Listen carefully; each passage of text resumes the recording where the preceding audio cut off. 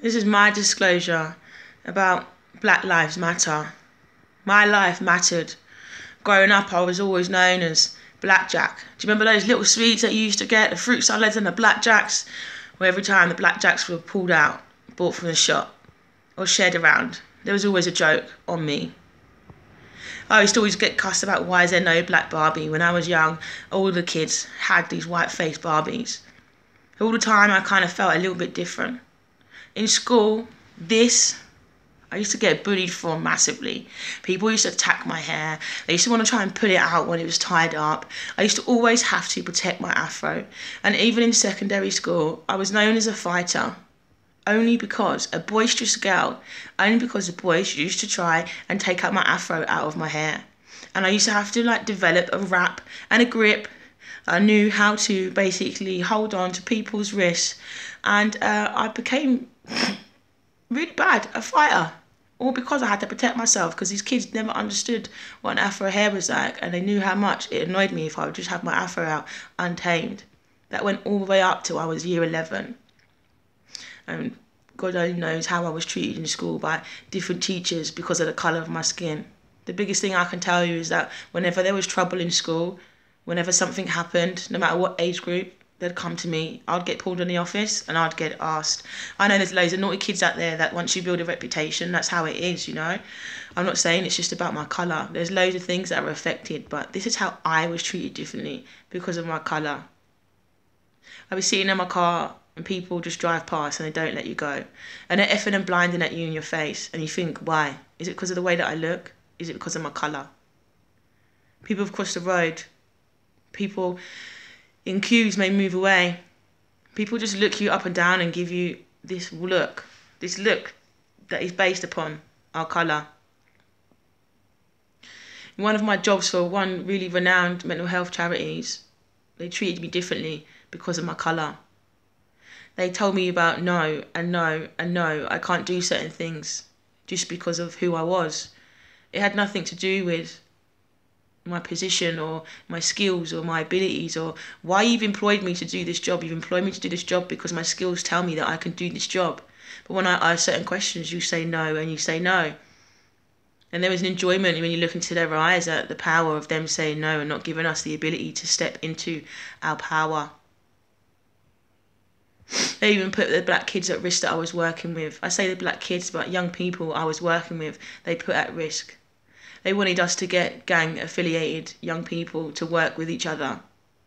And our young people turned around and said, are you stupid? How are you going to get 4 postcodes to come together for one project for 6 months when there's no other work to do before then to basically bring these young people together? Again, we was looking at this agenda being like, what's going on?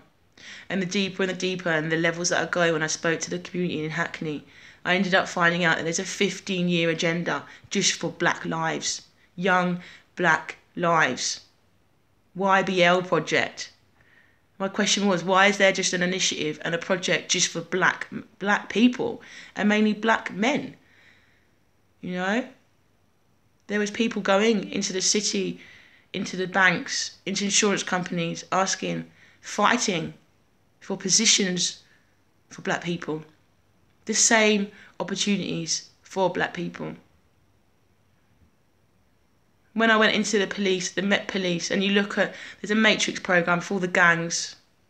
When you look at the percentage of how many black people are on that, it is disgusting. It is rife. And you think, why? But again, it's now I only feel the time where I can share and let go of all of these experiences that I've had within my work, within my personal life. As a child growing up, I am consistently treated differently because of my colour. But I just accept it because it's like a norm. But now at this time, this is like a great period of time, like I generally feel. This is the first time I've ever spoke about this. You know, I do community work, and in my community work, when I left, I went away to do a course for a month and a half. And they took me to community court, basically, and tried to get me out of the community. And luckily, I had 136 people fight for me and stand up for me in my absence. All because of my colour. All the time, we are disempowered just because of the way that we look. And I'm just so thankful and so grateful that there is people around us that really don't see colour, and they see me for who I am, and they're the ones that enable me to carry on doing what we're doing. But Black Lives Matter, and there's a whole reality of us black people being treated differently just because of the way that we look. And I know there's plenty of other friends. I've got Asian friends that are also treated differently because of their colour. This Black Matters is not denying any racism from anyone, but it's allowing us to have a voice. It's allowing us to share what we've always felt, but never been able to share it, never really to get people to understand. One time when I was going to Brighton with my friends, we got pulled over by the police. Oh, typical, because we're with a black people's car. Standard procedure, as black people get used to just getting pulled over and stopped and questioned. Anyways, you know, I'm just telling the story. So they stopped us and they did their checks or whatever, and one of the policemen was like to his friend, like, we've done our checks, we're fine, we can go. But this man wasn't having none of it, and he was Irish, and he doesn't know that I'm half Irish. Like, so much ignorance. And he was just hanging around, and like his friend pulled him over and was like, come on, there's nothing, like, we've got to go. He's like, no, let's search the car. He's like, we don't need to search the car, there's no reason for us to search the car, let's just go. He walked back around the car, and I was standing in front of like the passenger side, and what he did is he pulled the door and just dropped it and let it fall on me, and just watched a police officer open the door, pull the door, and you know, like, it's got the hinge, isn't it? And if you let go of a door, it will just fall, isn't it? Whether you know that it's car door, it's quite heavy, and he just let this car door drop at me and just watched me with this mug face, and he just looked at all of us trying to pick something, and we just had to wait. Like, if we say anything, we can't say anything, we can't say nothing, you know, because they use that against us. Just thanks everybody at this time for listening. Thanks for allowing us to heal our hearts. Thank you for allowing us to express ourselves.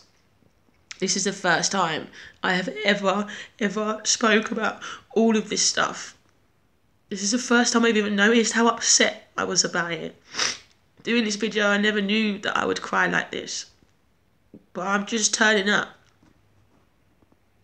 I'm just sharing. And there's a space right now for the planet to heal, and for all of the people you know who have experienced racism to talk about it. To talk about how they've been treated differently just because of the way that they look. I'm going to end this video to just say that the colour of our skin is based on the climate and the environment and the weather in which we live in. Black people have big noses so they can let in the oxygen, because in hot climates, the oxygen, we need more, yeah? In small climates, the nostrils are small, right? They don't need to consume that much oxygen. Plus, in cold climates, the air is cold. Why do you want loads of cold air going up in your nose? No? Melanin on the skin is to do with the sun. Please, people, get some knowledge. Educate yourself upon why do I look different from my brother and sister. There is no need to have a race war. It's based upon where you live on the planet and how our skin and our body adapts for the weather, for the elements, earth, water, fire and air. Knowledge is key. Understanding that race is just an illusion. The colour of my skin doesn't matter, but the person who I am inside, that's what you employed me for. That's what you come to me for. That's who you should love. Thanks everyone for listening, and thanks for giving me the space to turn up and to be me and be free. I generally believe that from delivering this video, I've let a lot off my chest and I've released a lot. And I ask all my brothers and sisters who've ever experienced racism to do a short video and to tell us what you've experienced. Share how you've been treated differently because of the colour of your skin. Show it, please. Our voices need to be heard. I want to hear your voice. I want to know your story. Please, racism no more. We can't move forward until all of us share and let go and express how was you treated. It's time for us to counsel and heal one another, guys. Again, thank you for listening. Thank you for giving me the time and the space to just be with you all. Yeah, I feel good. I feel better. Thank you.